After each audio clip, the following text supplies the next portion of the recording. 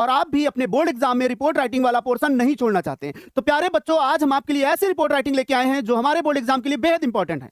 तो प्यारे बच्चों, अगर आपने इस क्लास को पूरी तरीके से देख लिया तो आपको यह भी पता चलेगा कि रिपोर्ट राइटिंग कैसे लिखते हैं, और साथ में भाई हमारी इंपॉर्टेंट कुछ रिपोर्ट राइटिंग जो एग्जाम के लिए बहुत ज्यादा इंपॉर्टेंट है। सबसे पहले हम जानेंगे कि रिपोर्ट राइटिंग होता क्या है। तो प्यारे बच्चों, हमें सबसे पहले जानना होगा कि रिपोर्ट राइटिंग क्या होता है, देन इसके बाद हम आसानी से अपने टॉपिक को क्लियर कर सकते हैं। सबसे पहले हमारे सामने लिखा है कि report writing is a written account of something. जो रिपोर्ट राइटिंग होती है ना, किसी चीज का लिखा हुआ हिस्सा होती है, दैट हैज बीन ऑब्जर्व, जिसे देखा गया है, हर्ड या फिर सुना गया है, डन या फिर किया गया है, और इन्वेस्टिगेटेड या फिर प्यारे बच्चों किसी मामले की जांच की गई है। यहां से पता चला कि अच्छा सर, हम समझ गए, रिपोर्ट राइटिंग उसे ही कहते हैं ना जिसे कहीं मैंने देखा हो या मैंने सुना हो।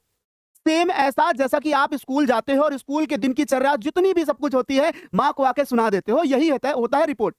लेकिन हमने सर लिखा तो नहीं है ना, बस यही है ना, हम अगर उसे लिख दें रिपोर्ट राइटिंग हो जाती है। तो इतनी बात तो क्लियर हो गई कि रिपोर्ट राइटिंग का काम ये होता है, जो पास्ट में बीती घटना होती है उसे हमें लिखना होता है।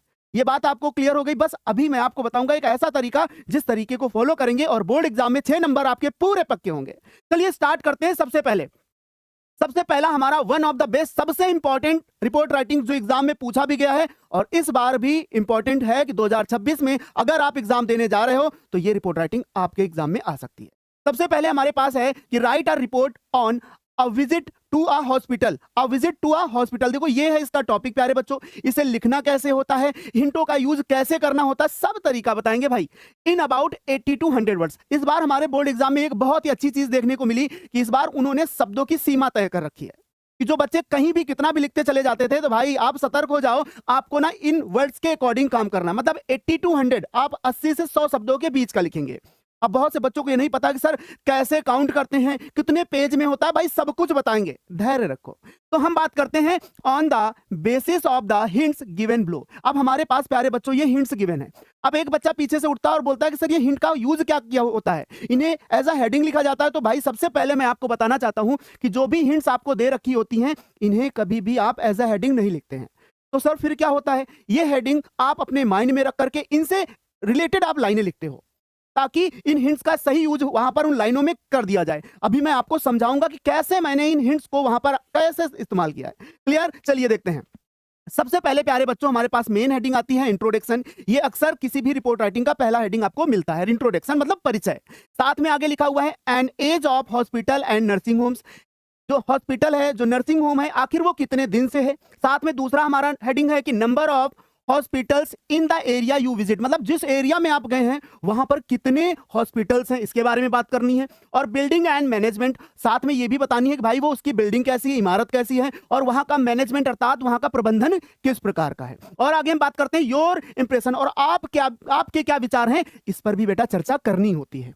चलिए स्टार्ट करते हैं फटाफट से कि हम लोगों को एग्जाम में कैसे लिखना होगा। सबसे पहले मैं आपको एक बेहतर तरीका बताता हूं। इस तरीके को अगर आपने फॉलो नहीं किया तो एग्जाम में आपके 1 से 2 नंबर कट सकते हैं। सर कौन सा तरीका? ये तरीका ऐसा होना चाहिए, जब भी आप रिपोर्ट राइटिंग लिखने जा रहे हो तो सबसे पहले अपने उस टॉपिक को लिखो, देन उसी के जस्ट नीचे आपको बाई लाइन लिखनी होती है, यानी बाई XYZ। आप यहां पर अपना नाम मेंशन नहीं करेंगे क्योंकि साफ साफ वहां पर हिंट दी होती है कि do not mention your name और रोल नंबर। तो इससे ये पता चल गया कि अच्छा सर हम अपना नाम और रोल नंबर नहीं लिखेंगे। हाँ बिल्कुल, आप अपना नाम और रोल नंबर नहीं लिखेंगे, 6 नंबर आपके एग्जाम में पक्के होंगे। तो हमने यहां पर लिख दिया a visit to a hospital. ये सर कहां से मिलेगा? तो प्यारे बच्चों ये आपको यहीं पर देखो इन्वर्टेड कॉमा के अंदर दिख जाएगा। अब उसके बाद आप बाई XYZ लिख दीजिएगा, बिना सोचे समझे बाई XYZ। और हाँ, इसे बिल्कुल बीच में लिखना होगा और बीच में लिखने के बाद इसे लिखना होगा, और उसी के बाद हम फर्स्ट लाइन से स्टार्ट करते हुए तब तक लिखेंगे जब तक हमारे 80 to 100 वर्ड्स कंप्लीट नहीं हो जाएंगे। यहां पर आपको इस बात का ध्यान रखना है कि जो भी आपके पास आर्टिकल यूज हुए हैं, हेल्पिंग वर्ब्स यूज हुई, उन्हें वर्ड में काउंट मत करिएगा। और कोशिश ये करिएगा कि आप ऐसी प्रैक्टिस करो कि वर्ड काउंट करने की जरूरत ना पड़े। चलिए स्टार्ट करते हैं और देखते हैं। हमने लिखा लास्ट संडे, पिछले रविवार को। देखो यहां से पता चला कि जो घटना है हमारी वो पास्ट में है। Last Sunday our class visited the city hospital. देखो मैंने यहां पर प्यारे बच्चों एक हॉस्पिटल का नाम दे रखा है और यहां पर आप अपने अकॉर्डिंग कोई भी नेम लिख सकते हो, कोई प्रॉब्लम नहीं है यहां पर। तो मैंने लिखा कि पिछले रविवार हमारे आवर क्लास, हमारी जो कक्षा थी, विजिटेड गई थी the city hospital under the guidance of our science teacher. हमारे जो साइंस टीचर हैं उनकी देख रेख में, गाइडेंस मतलब देख रेख में हमारी जो क्लास थी वो कहां गई थी? The city hospital.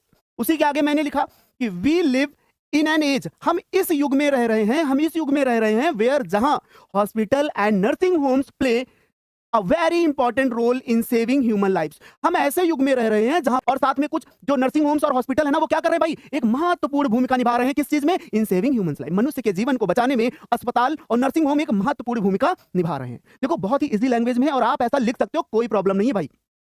In our city, हमारे शहर में there are about 6 well known hospital. मतलब उसी के बाद अगली हेडिंग को मैंने यहीं पर जोड़ दिया। कोई हेडिंग को ब्लैक पेन से कुछ नहीं लिखना, ये ब्लैक पेन से होगा, सारा ब्लू पेन से होगा। मैंने लिखा कि there are about 6 well known hospital, लगभग 6 प्रसिद्ध, वेल नोन मतलब प्रसिद्ध, फेमस हॉस्पिटल्स हैं, एंड सेवरल स्मॉल क्लिनिक्स, और कई सारे छोटे क्लिनिक्स भी हैं, that provide medical facilities to the people, जो भाई क्या करते हैं, जो चिकित्सा संबंधी सुविधाएं लोगों को प्रदान करते हैं। क्लियर हो रही इतनी बात? और आगे देखो, the city hospital is a large and well maintained building with separate wards for men, women and children. तो यहां से पता चला कि जो सिटी हॉस्पिटल है ना, वहां पर कई लार्ज, बहुत बड़ा सा है, और साथ में वेल मेंटेन्ड, बहुत अच्छी तरीके से बड़ी सी बिल्डिंग है, विद सेपरेट मतलब होता है अलग अलग वार्ड्स, कई अलग अलग वार्ड्स बने हैं, हिस्से बने हैं, आदमियों के लिए अर्थात पुरुषों के लिए, महिलाओं के लिए और बच्चों के लिए। उसी के आगे मैंने लाइन जोड़ दी।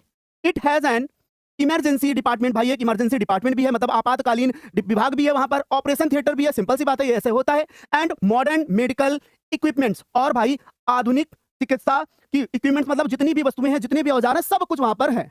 और उसके आगे हमने क्या लिख दिया, the doctors and nurses were dressed neatly and white uniform and were performing their duties sincerely.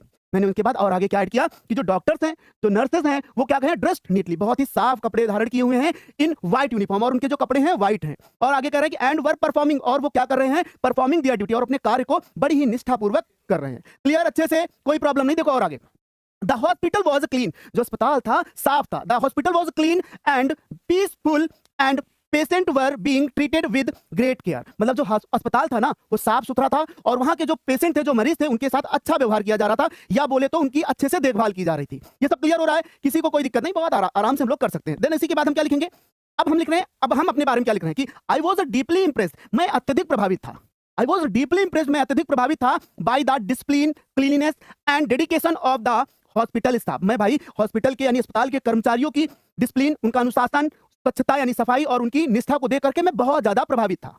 और उसके बाद द विजिट टॉट, जो विजिट थी हमारी, जो मैं गया था, वो हमें सिखाती है मुझे द इंपॉर्टेंस ऑफ हेल्थ, वो हमें क्या सिखाती है, स्वास्थ्य की महत्व को समझाती है, हाइजीन, स्वच्छता के बारे में हमें ज्ञान देती है, एंड द नोबल सर्विस, और महान कार्यों के बारे में, that doctors and nurses provide to society, जो डॉक्टर और नर्स हमारे समाज को दे रहे हैं, इसकी महत्व को कौन समझाता है। अगर हम अस्पताल ना गए होते तो शायद हमें यह ज्ञान ना हुआ होता। तो शायद आपको भी एक लिखने का बेहतर तरीका पता चला कि कैसे हम रिपोर्ट राइटिंग लिख सकते हैं। You can write in your own words, आप इसे अपने शब्दों में लिख सकते हैं, कोई प्रॉब्लम नहीं। ये कोई फिक्स लाइनें नहीं कि आप यही लाइन रटो। आपको मैंने एक तरीका बताया कि आप इस तरीके से अगर फॉलो करते हो तो चीजें बेहतर तरीके से कर सकते हो। क्लियर? चलिए देखते हैं कि हमारे पास दूसरा इंपॉर्टेंट रिपोर्ट राइटिंग क्या है। तो प्यारे बच्चों, हमारे पास दूसरा इंपॉर्टेंट रिपोर्ट राइटिंग है रिपब्लिक डे, जो हमारे एग्जाम में पूछा जा चुका है और इसका भी आने का चांस बहुत ज्यादा है। तो सारे बच्चे बहुत ही सावधानी से इसे समझने का प्रयास करेंगे, क्योंकि आप इसे आसानी से लिख सकते हो। अक्सर आपके स्कूल में